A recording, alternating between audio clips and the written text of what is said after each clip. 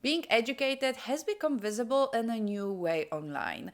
Reading, learning, being curious, all of it is suddenly visible on social media. Here's how to be disgustingly educated. One of my resolutions for 2026 was to become disgustingly educated.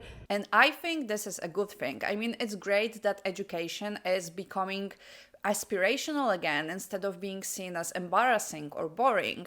But I think something subtle is happening at the same time. We are starting to confuse the appearance of being educated with the process of becoming educated, because there is a difference between consuming intellectual media, whether that be books, movies, or online lectures, and actually learning from them. I wanted to take a deeper look at this trend and talk about what it gets right and where it misses the point. And to be honest with you, when I was first scripting this video, I wanted to call it "The disgustingly educated trend is actually disgusting," and then I realized it actually isn't. There is more to it than just performances and aesthetics. My introduction to the term disgustingly educated happened a few years ago, and I think back then it was kind of shown as women getting revenge on patriarchy by becoming disgustingly educated. There were a lot of videos like this one where she says, "My grandma's education stopped at 6th grade. Do it for the generations of women who weren't allowed to dream this big." Or when I joke about not studying, but then I remember every woman in my bloodline who was denied the chance to learn, and suddenly I'm locked in. Or similar ones like this one when I don't want to do my homework, but then I remember there are women on this earth that are not allowed to have an education at all. And I remember first seeing this, I think it might have been 2023, and feeling very much empowered by this trend, because I was the kid who always liked learning, even outside of school. I always found it fascinating to learn new things, generally speaking. So seeing this kind of movement, if you will, on TikTok made me feel like part of a community of women who are just appreciating the fact that we can study now. And then for a while, I feel like this term died down a little bit. I would see occasionally videos mentioning being disgustingly educated, but it definitely wasn't trending. But beginning of 2026 marked a certain turn on social media. We were talking a lot about going offline, about the analog trend, and I think we started yearning for substance. Because I think 2025 was unfortunately the year of AI slop and brain rot. Sudden development of generative AI, the introduction, the creation of apps like Sora AI caused our feeds to be flooded by AI slop. And I think a lot of us started rejecting the idea of technology making our lives easier. There was a lot of talk about how dangerous it might be to use AI very often. We saw people develop AI psychosis. We saw people rely on AI for the most basic tasks. We are also discussing how our attention spans are basically fried by short form apps, and I think it made us realize that if we don't take matters into our own hands, we are going to end up like the dumb people from Wall-E. AI is making us dumber, and not just in the ways we previously thought. Until now, when we've talked about AI making us dumber collectively, usually what we're referring to is people not learning skills that historically they would have because they're relying on AI to do certain things for them, like college kids using AI for all their coursework. And yes, this includes critical thinking. But guess what? It actually gets worse. Because not only does AI make it so that you're not learning those skills, new research suggests that it's also making you unlearn those skills that you previously knew. AI can be destructive to our brains and our development. As she said, it's no longer about not learning new skills, it's about losing the skills you already have, which honestly shouldn't be surprising. I mean, if you stop practicing doing something, whatever that is, you are going to lose that skill.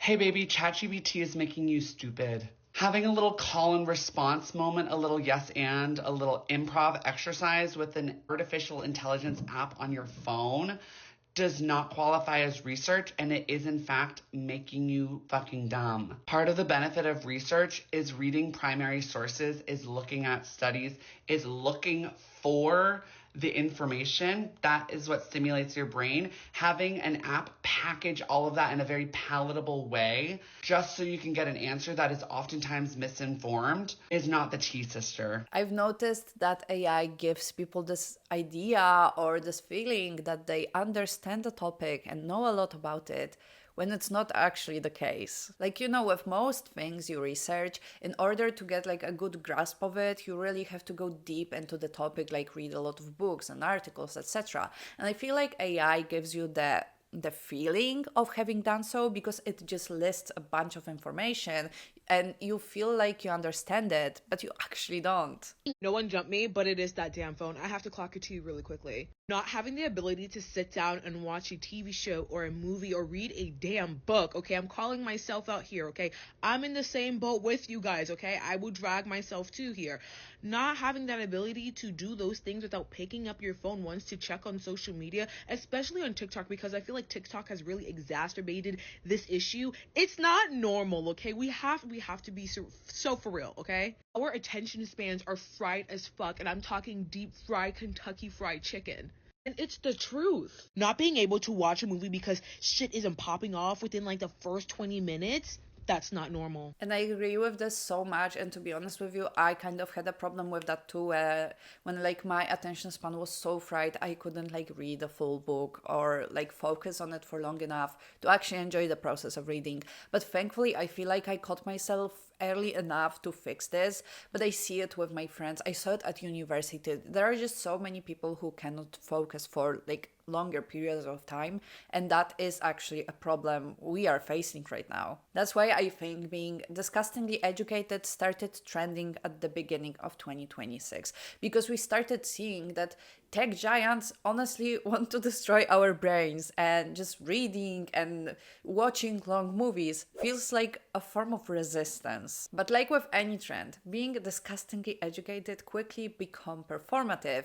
And I don't know, performative is such a buzzword nowadays, haven't you noticed? There's a lot of critique surrounding this trend, talking about how it's about appearing intellectual without actually being intellectual. So the problem I have with the being disgustingly educated trend is that we're glorifying the performative intellectualism that's going around on TikTok right now. We're making it look more aesthetic to have a reading list than actually reading the reading list that makes you feel stupid while you're reading it. I'm not going to be like the performative police here, at least not this time, but I will come back to the topic of how much goes into education later on. I just think it's hard to expect from people who spent the last few years consuming primarily short form media to suddenly like become intellectuals. And like with any trend, if we want something to be trending, if we want people to post about something, there has to be a sort of performance in it. And in this case, I think we want people to post about it, and let me tell you why. If a new wave of being cool means reading books and learning new things, then I think this is great for all of us. We have a literacy crisis on our hands. There are people relying on AI so heavily they cannot form a single thought on their own. And to be honest with you, I unfortunately don't think that being well-read and educated will become like the norm on social media. I don't think the disgustingly educated trend will push out like the clean girls who focus on perfect skin and being skinny. I don't think it will push out the trend of being a trad wife and abandoning your ambitions in order to live a soft aesthetic life. I don't think it will push out the trend in which women are rewarded for how they appear and not how deeply they think. And no hate to you if you enjoy clean girl as an aesthetic.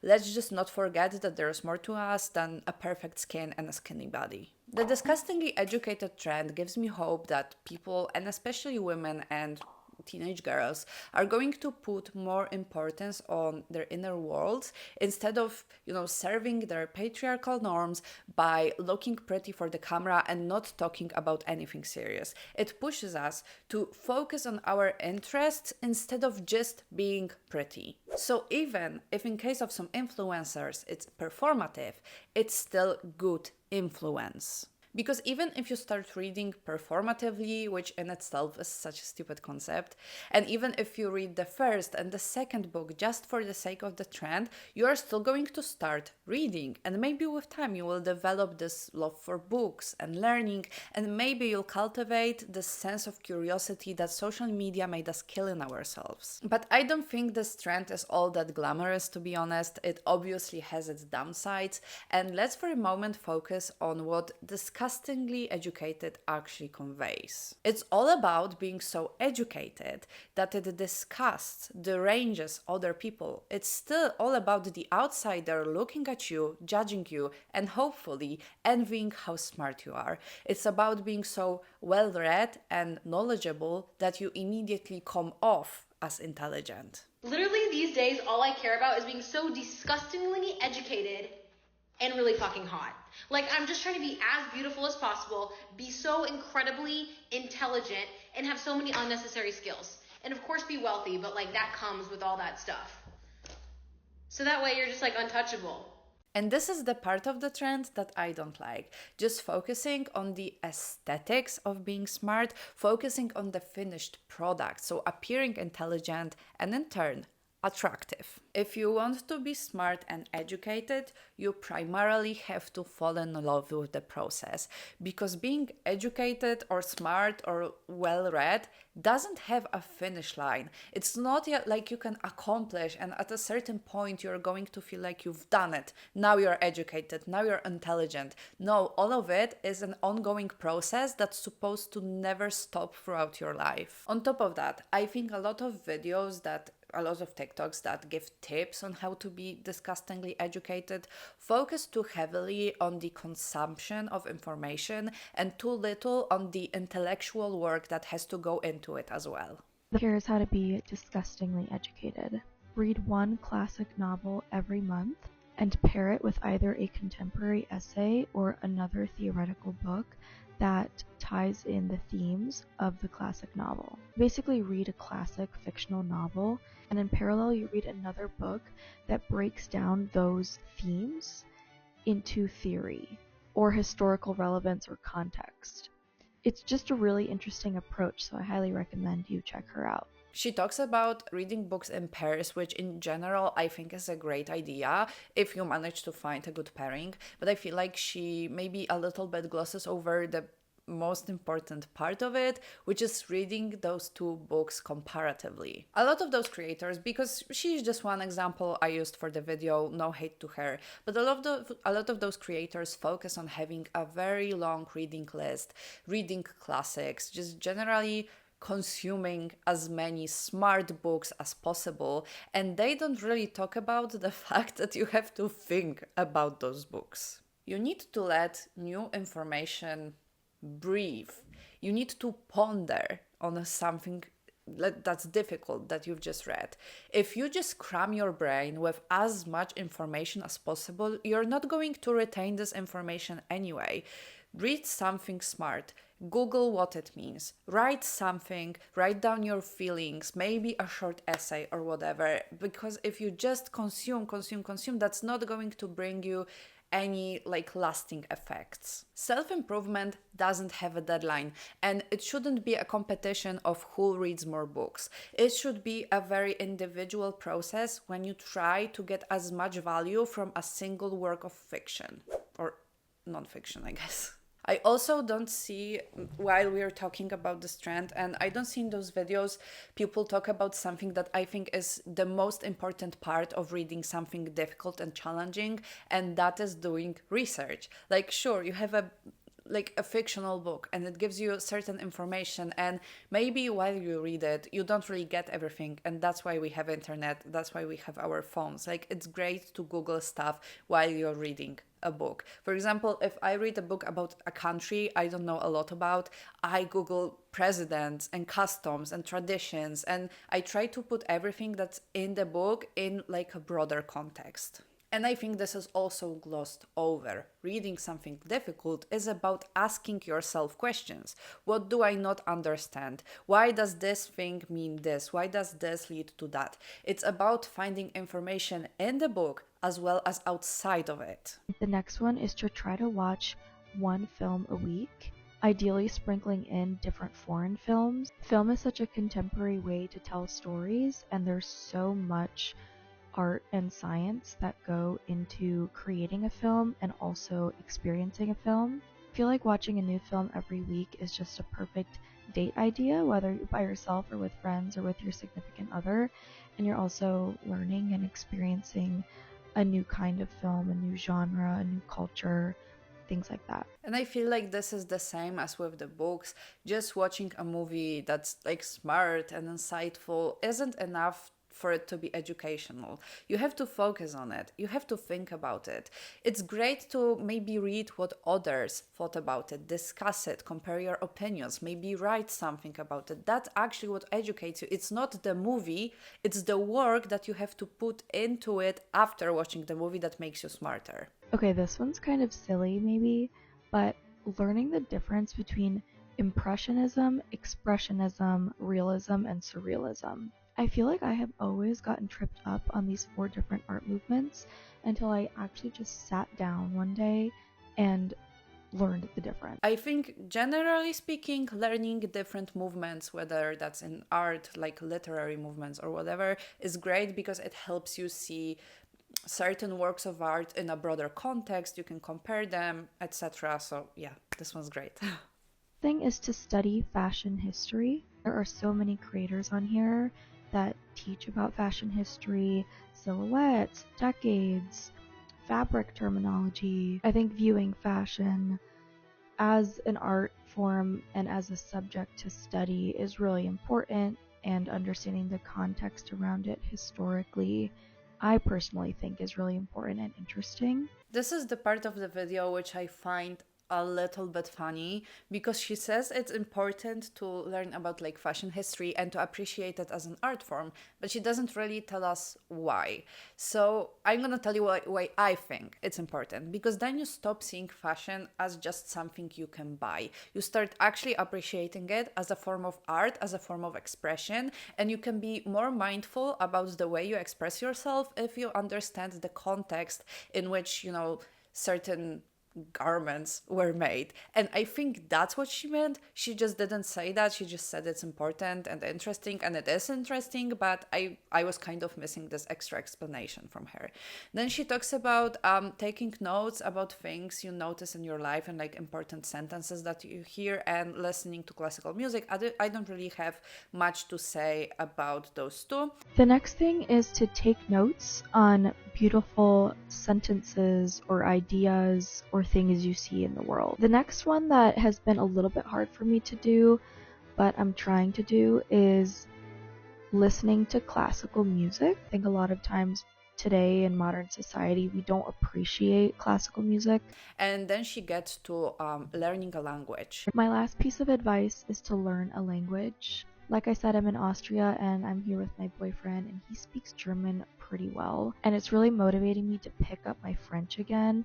I kind of lost a lot of my French over the years, and I think learning a language is so important. It completely rewires your brain and the way you think, and it exposes you to another culture, which is inherently educational. I do almost agree here. You know, I speak a lot of languages. As you can probably tell, English is my second language, and it does rewire your brain. Like, you learn to see patterns between languages, which I guess makes you more intelligent because you generally start seeing more patterns everywhere. But I don't think just getting exposed to another culture is inherently educational if, once again, you don't put in the work to actually deepen that knowledge. If you don't try to understand what different customs and traditions mean in a broader context, if you don't try to find out more about the culture and how everything came to be, in a way, just seeing another culture is not educational in itself. Maybe that's controversial, but that's what I think. And yes, like I said, learning a new language rewires your brain, and it unlocks a lot of knowledge. Like, you know, because I learned English very well, now I have a potential for learning new things, more things, because I can understand more sources, which is like a great, you know, leg up in learning. And while we're at the like topic of learning languages, this is something I would recommend. My favorite part of learning a language is reading like great works of fiction in their original language, because I think a lot of things are lost in translation. But once again, that's something that you have to put extra work into. It's not just about reading it in the original language, it's about finding out what different words mean and different phrases, and like, you know, you have to do extra research. But this is something that's actually super educational. And I really don't want to come off as this kind of like intellectual who gatekeeps knowledge and learning from other people, because that's not what this is about. And I don't even necessarily think of myself as an intellectual, because I think this word kind of became like this trendy buzzword that's increasingly harder to define. But I just think all those tips on how to be educated are very surface level. And I'm not even trying to argue that those creators aren't doing the deep work.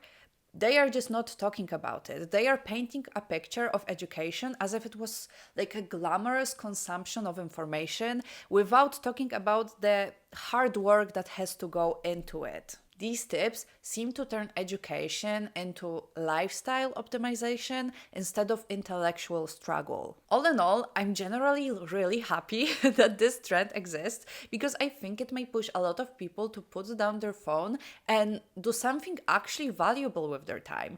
I'm just worried about how surface level and aestheticized it's becoming. The goal of this video isn't to convince you that being disgustingly educated is performative, or that there's anything wrong with it, really. It's to show you that real education is much more complicated than just consuming a bunch of information. Because really, what's the difference between mindlessly consuming a bunch of TikToks and mindlessly consuming a bunch of books? Is the quality of the information really that much better that it's going to rewire your brain? In my opinion, it's not. Just sheer consumption of intellectual media, if you will, isn't going to make you smarter. You can read the most difficult books, watch the most insightful movies, and still be dumb if you don't take the time and put in the effort to learn the actual lessons you're supposed to learn from them. It's possible to read books and learn absolutely nothing from them if you treat them like just another distraction.